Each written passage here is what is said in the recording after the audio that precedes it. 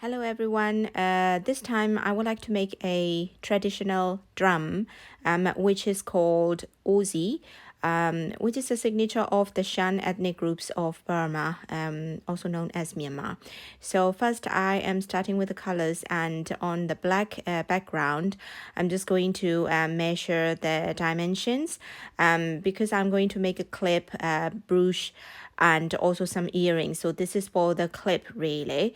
It's a hair clip, and the dimensions are depend on the hair clip size.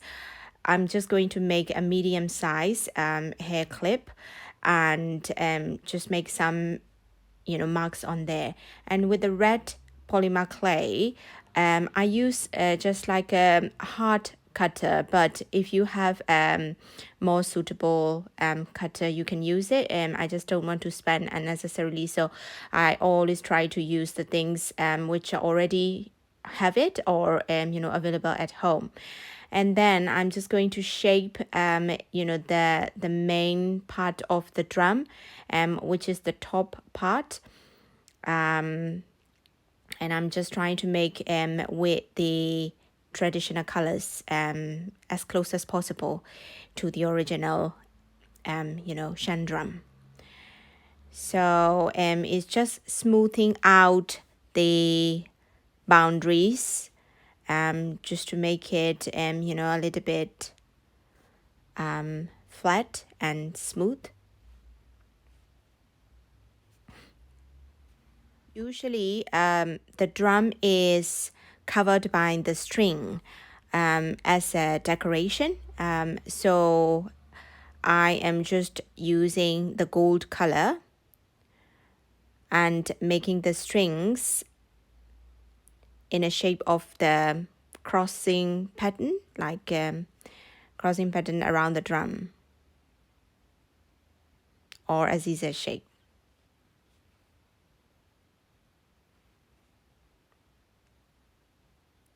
Then I cut the unnecessary, gold color polymer clays, and just trying to remove it very gently. Then I just make, with the same gold color, I just make a little bit of a big, piece, and then put it on the top, which is like the top of the drum, which is the basically the part when we usually hit the drum. So it's just molding and shaping a little bit, and playing around with the same color for the trunk. So this is one of the part of the trunk, and I will keep putting the same colors, but I also need another colors as well. The reason why I choose the traditional landmark or traditional signature things is that I wanted to promote the cultures and the traditions of different people around the world, not just Burma. So I will start with my own cultures, and then I would like to explore the other cultures as well.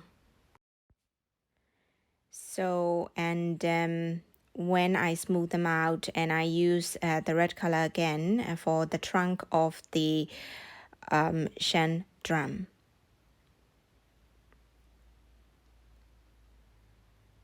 Just to cut it out, the trunk is usually smaller than the head and the bottom. So it is like a connecting part. And again, I'm just trying to smooth out the surface.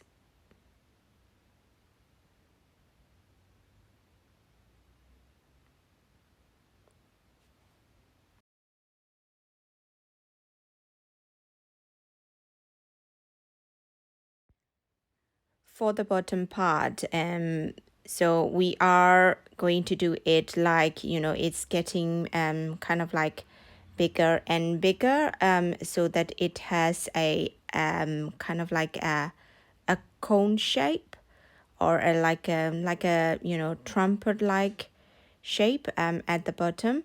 Well, I'm not a native English speaker, so please bear with me and with my vocabularies, but you will see what I mean when it gets done.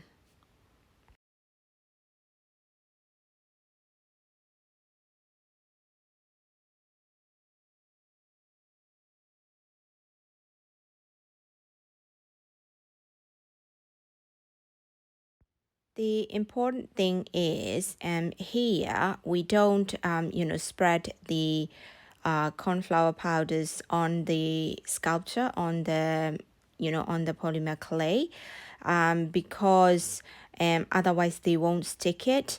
And I just use the moisture which is already there in the polymer clay which I use.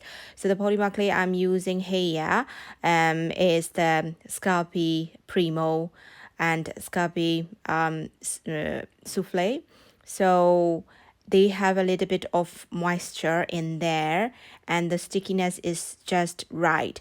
So I am using that advantage to stick the sculpture I'm making on the background polymer clay, and I'm always trying to press very gently so that they are not coming off after baking.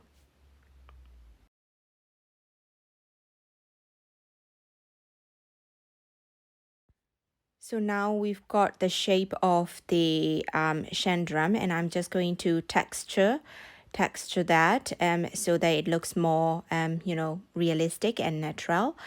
Just trying to shape it and texture it with a tool, any kind of sharp tool.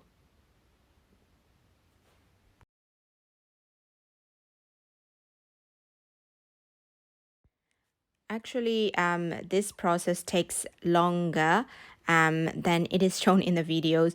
But I'm just, like the trying to make it shorten so that, it is easier to upload on the YouTube. And also, it's not, making anybody get, bored of watching this. And I'm not a great speaker, so I'm afraid that you guys get bored by watching the same thing for a long time. Anyway, the next step is making the cherries.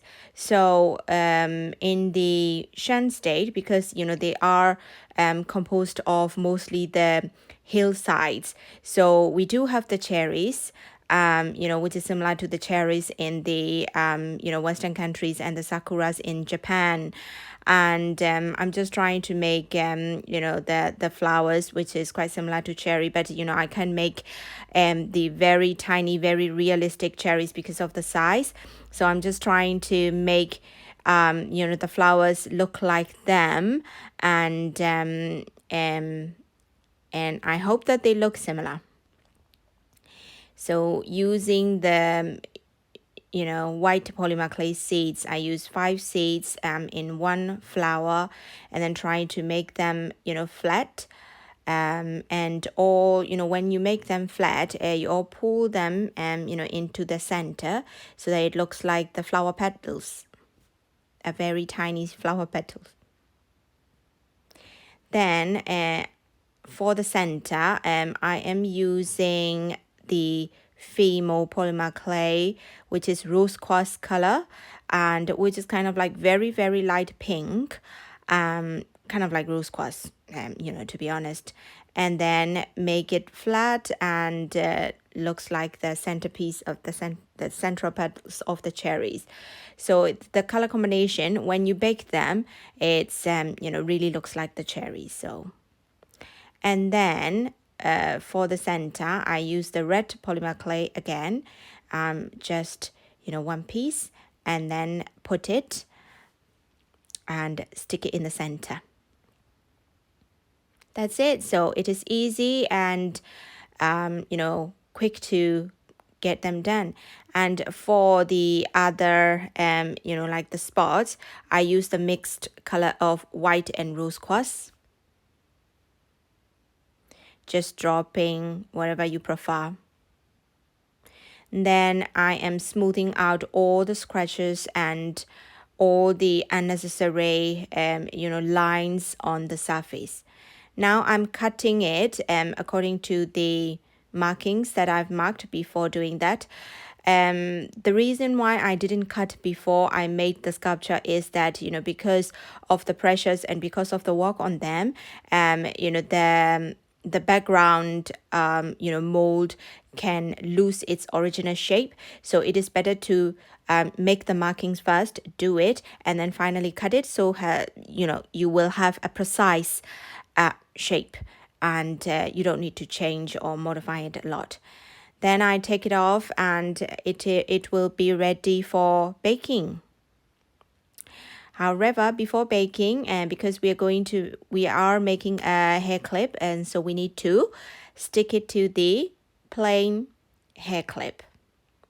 So what I use is Sculpey Bake and Bond, and this is like a glue polymer clay, and then it is transparent in color, so you don't need to worry about like the mixing with another colors and things like that. So it is the white color before baking, but it will become transparent after baking.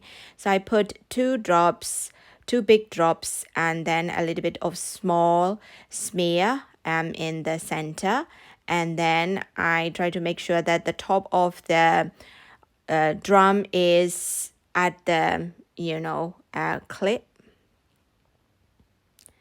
Then just gently put it there, and just put a little bit of there, and then just very gently, don't press it, and then you can see that it sticks all perfectly. Then after baking that, you will see this. The final color is amazing, and I put the resin on top of that, so they are very strong. Thank you so much for watching. See you next time. Bye bye.